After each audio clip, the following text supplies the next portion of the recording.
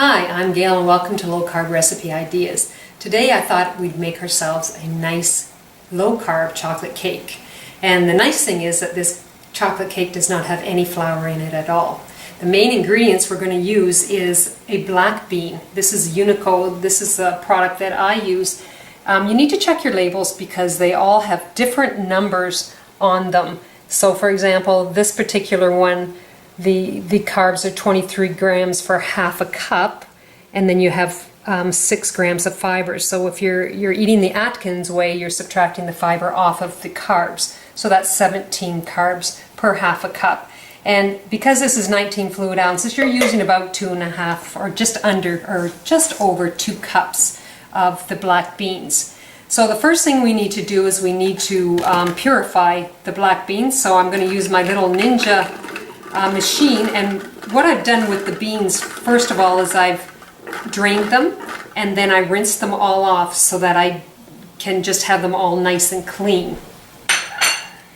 And the next step we're going to do is we're going to put 3 eggs. I've cracked 3 eggs. We're going to put 3 eggs in, and that is just to give it some moisture for when I turn the machine on.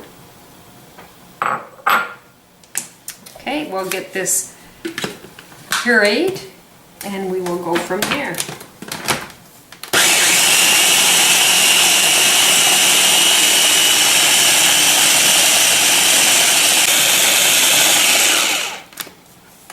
There we go.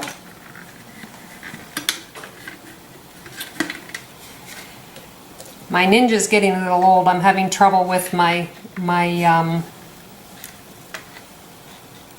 sealer. It's been stretched and it's starting to come off. So in time, that's what seems to be happening with this product. Okay, so I've got them pureed. The next step is we're going to take 4 tablespoons of cocoa. Now I use Fry's cocoa. The nice thing with the cocoa, if you're eating the Atkins way, is that a tablespoon of cocoa is 2 carbs and 2 fibers, so that eliminates the carbs, which is nice. Now we're going to add a half a cup of stevia. Now I don't like stevia all by itself because I find it has an aftertaste, so I do a combination. So I have a 1/4 cup of xylitol. Now I find when you mix the two together, that will take the aftertaste away, which I thoroughly like that taste to be gone. Now I'm going to add another 2 more eggs because I still need some more moisture while I'm mixing. So you're using a total of 5 eggs in this recipe. And a tablespoon of vanilla.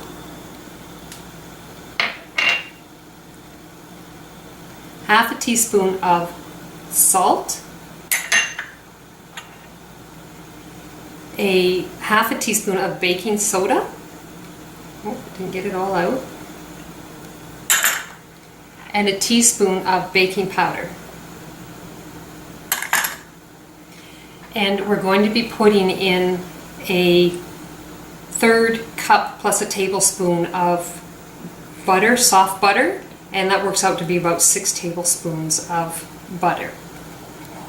So the nice thing is you can put it all in this Ninja machine, the food processor, and it will mix it all together.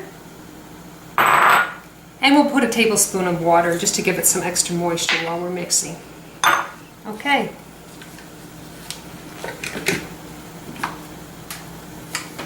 So we're going to mix this up till it's totally mixed together.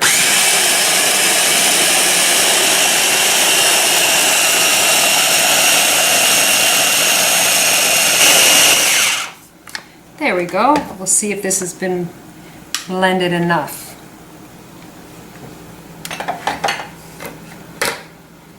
So I'll just stir it around a little bit. Yeah, I think we've got everything blended nicely.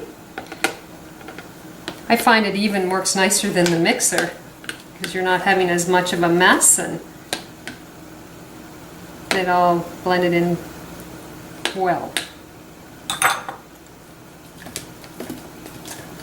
Okay, so the next thing is I've got a round cake pan, and what I've done is I've sprayed the pan with Pam, and then I've taken a piece of parchment paper and put it in the bottom of the pan and just spray it on top.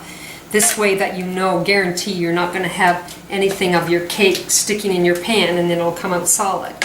So we're just going to pour the batter into the cake pan.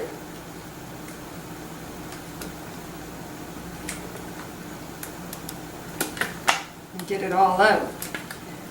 Now this cake itself, I find it tastes so much better when you let it sit for the day and then you eat it the next day. I'm not really sure what the difference is, but it just tastes better the next day or even the next day after when you're finishing up the cake.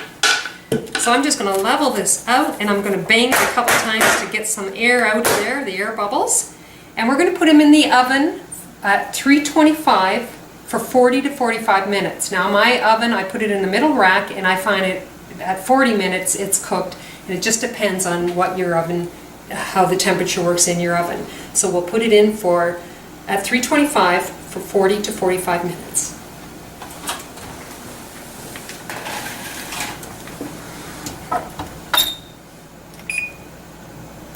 And I'm going to put mine at 40.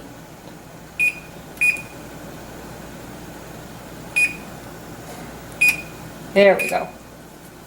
And I'll be back when the product is done. Welcome back.